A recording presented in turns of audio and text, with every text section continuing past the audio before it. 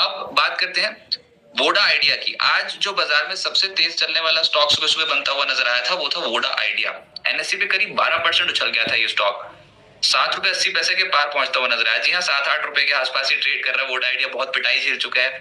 और आपको याद होगा कि पिछली बार सुप्रीम कोर्ट का जो वर्डिक्ट आया था जिसमें वोडा आइडिया को रिलीफ नहीं मिली थी, उनके जो स्पेक्ट्रम का जो ड्यू है, बकाया है, उसकी रिकैलकुलेशन करने की अर्जी के ऊपर उनको कोई रिलीफ नहीं मिली थी, तो उसके बाद बहुत भयंकर बिकवाली देखने को मिली थी। 20 रुपए से टूटता टूटता स्टॉक सिंगल डिजिट में पहुंचता हुआ नजर आया था। ब्रोकिंग हाउसेस का नजरिया बदल गया था। लेकिन अब कैबिनेट का एक बड़ा फैसला हुआ है वोडा आइडिया पे, जिसमें टेलीकॉम कंपनियों पर कैबिनेट के फैसले में टेलीकॉम कंपनियों को बैंक गारंटी नहीं देनी होगी, ऐसी रिपोर्ट आई थी। अभी इसका औपचारिक ऐलान नहीं हुआ है, लेकिन कल कैबिनेट की बैठक थी जिसमें यह बोला गया कि स्पेक्ट्रम की एवज में बैंक गारंटी देने की शर्त हटा दी जाएगी। यानी कि जो आप स्पेक्ट्रम खरीदते हो उसके लिए आपको बैंक गारंटी रखनी पड़ती है, अब वो बैंक गारंटी नहीं रखनी पड़ेगी कंपनियों को, और इससे वोडा आइडिया को बहुत बहुत रिलीफ पड़ता हुआ नजर आएगा।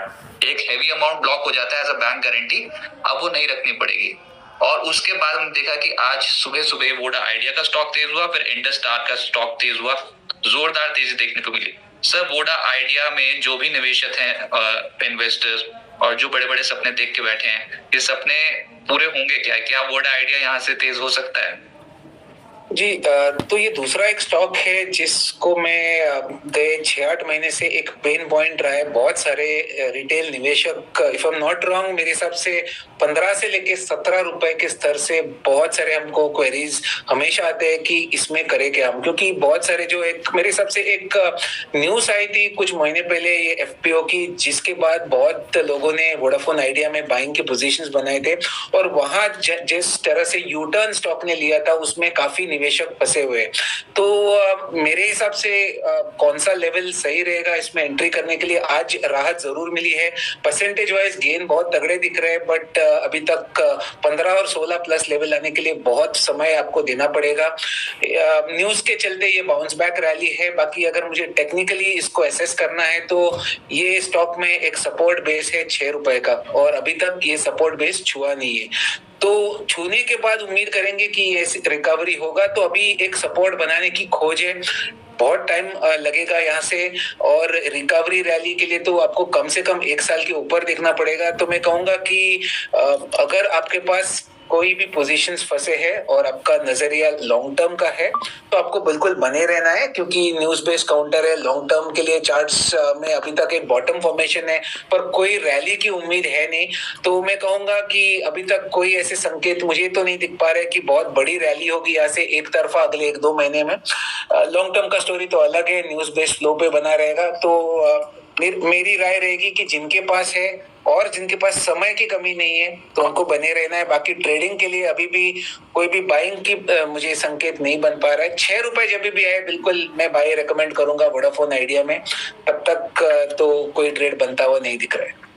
पर टेलीकॉम सेक्टर ओवरऑल आपको कैसा लग रहा है, और वहां पर आपकी टॉप पिक्स क्या है? वैसे बड़े प्लेयर्स तो रिलायंस इंडस्ट्रीज और भारती एयरटेल, लेकिन अगर इस सेक्टर में निवेशित रहना हो तो किसके साथ आगे जाना चाहिए? अभी तो रिलायंस भी अंडर परफॉर्म कर रहा था, भारती एयरटेल एक मात्र ऐसा स्टॉक था जो नए हाईस छू रहा था।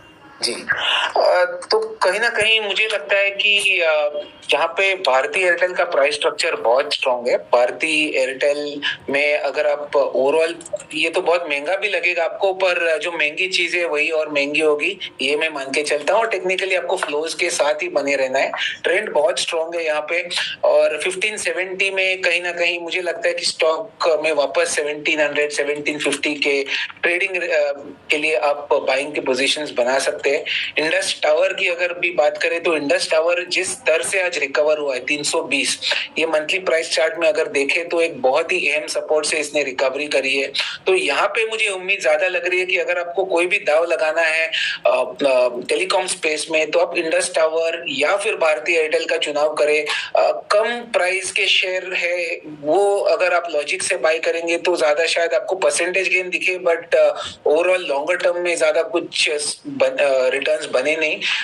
इंडस टावर में 400 420 वापस आपको ये भाव जल्दी दिख सकते हैं, तो यहाँ पे मुझे उम्मीद ज्यादा दिख रही है। तो इंडस टावर या भारती ये चुनाव करे। वोडाफोन आइडिया में अभी भी समय शायद और लग सकता है, भले आज न्यूज पॉजिटिव है, एक ट्रेडिंग रिकवरी मोर और लेस बनेगा, पर पोजिशनली अगर मुझे दाव लगाना है तो मैं इंडस टावर में ज्यादा कंफर्टिंग रहे।